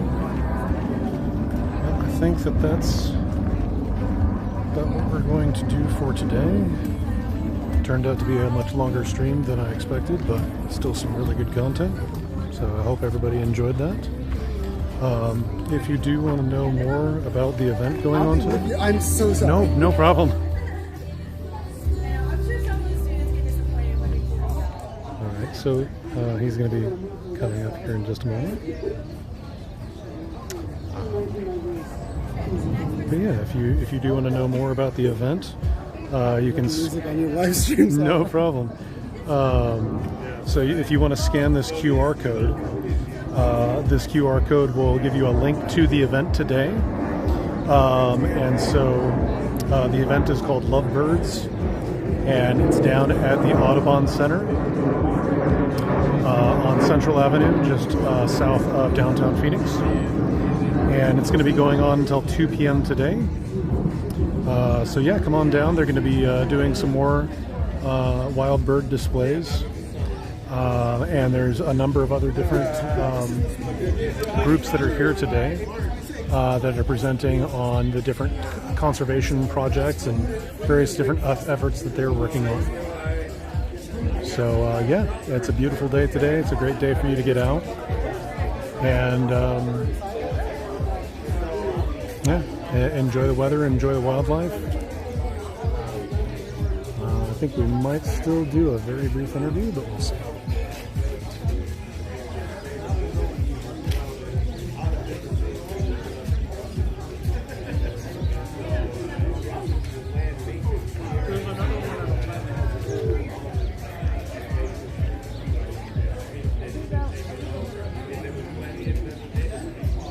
Oh yeah, absolutely. Yeah, that's exactly what I'm hoping for, is, you know, having an opportunity for you to see things like that more often. And I'm sorry. It's a great business. Thank you. Designed it. You did? You sell them? Yeah. Well, getting the shop up and running, but yes. Do you have a card? I don't have any cards on me at the moment. Kind of getting this whole project started, but I can give you my contact information if you'd like.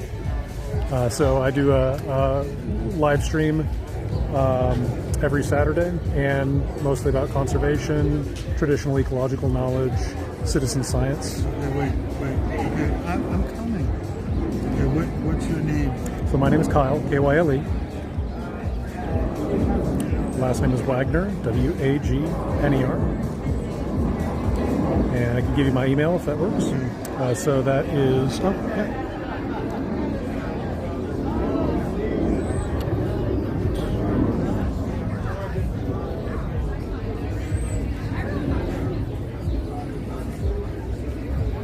Their harnesses would be great to get. Oh, sorry, it's... Where are you located? So I'm a little ways north of downtown Glendale. Okay. Yeah, so, but yeah. Yeah. And your name? Rick Singer from Detroit. Great, Rick. Thanks. Good to meet you. All right.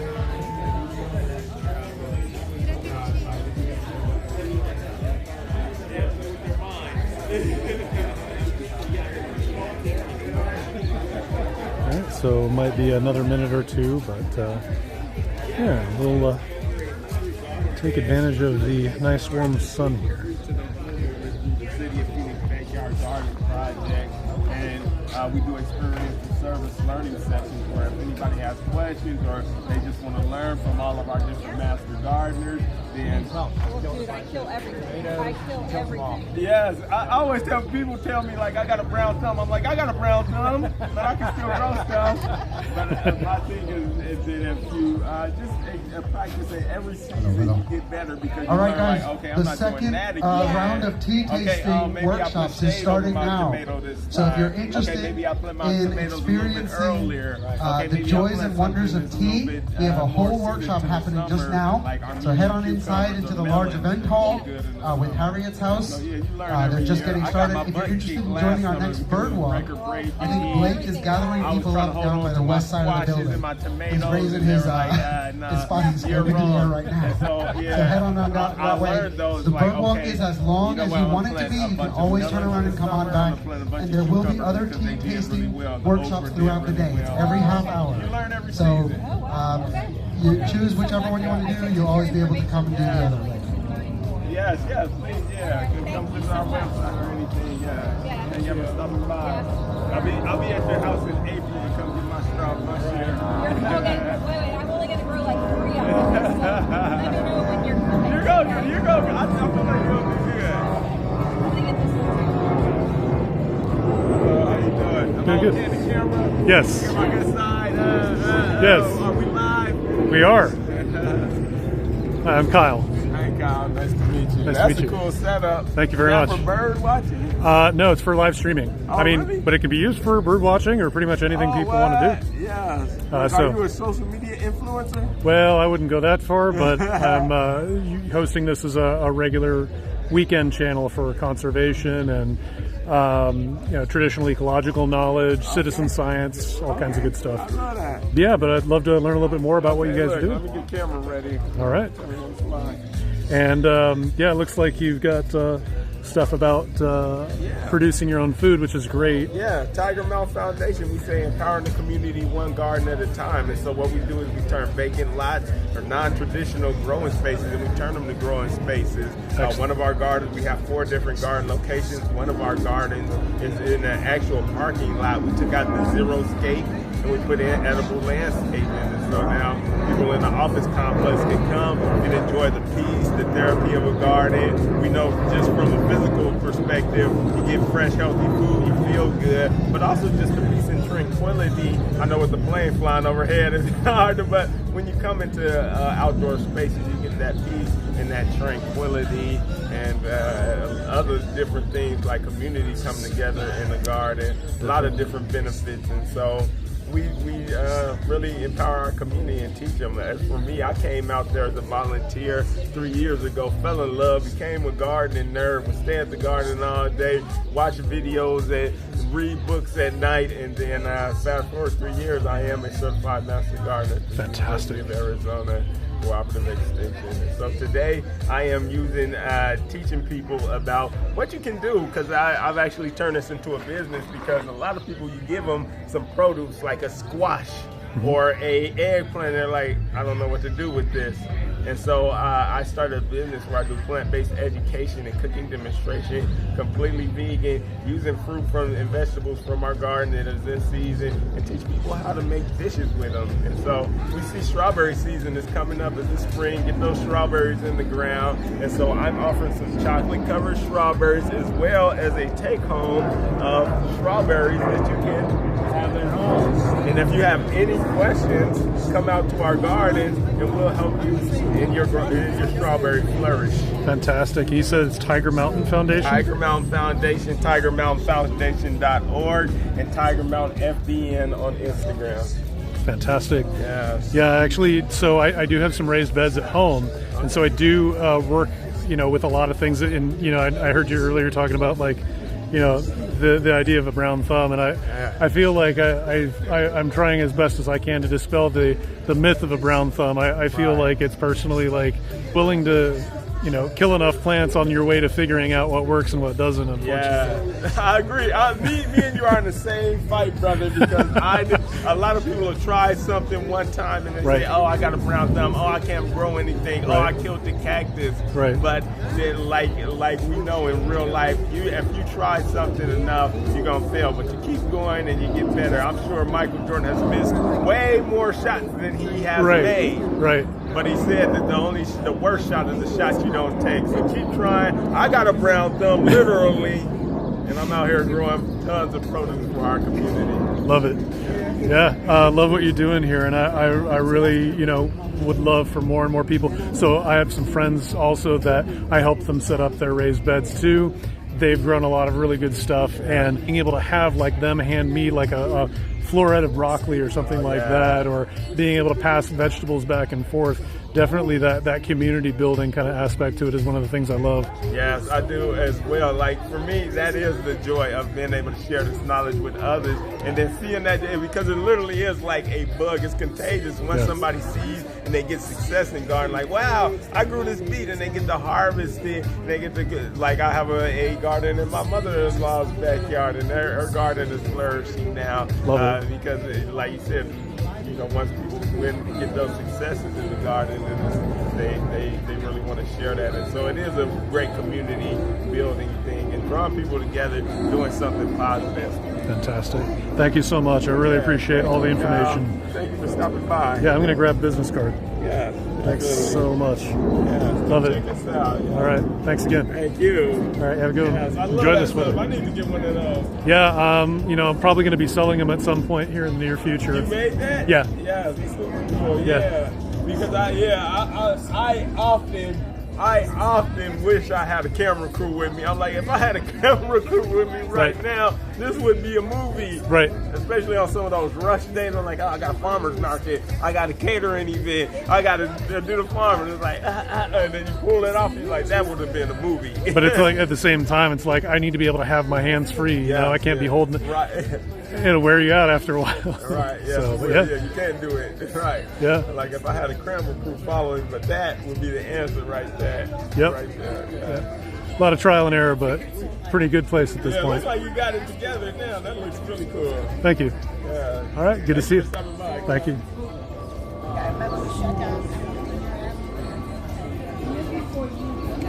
All right. I think at this point we might head out. I know that he was hoping to do the interview, but I want to respect his time.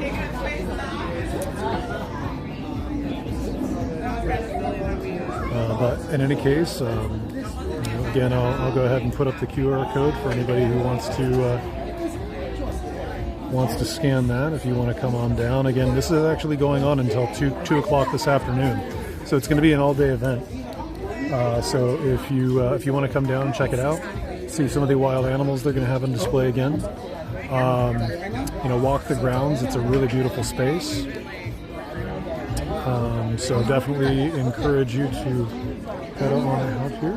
So Diana's here. So Every time you open it, she's here. yeah, I think we are nearly at the end of our stream, which is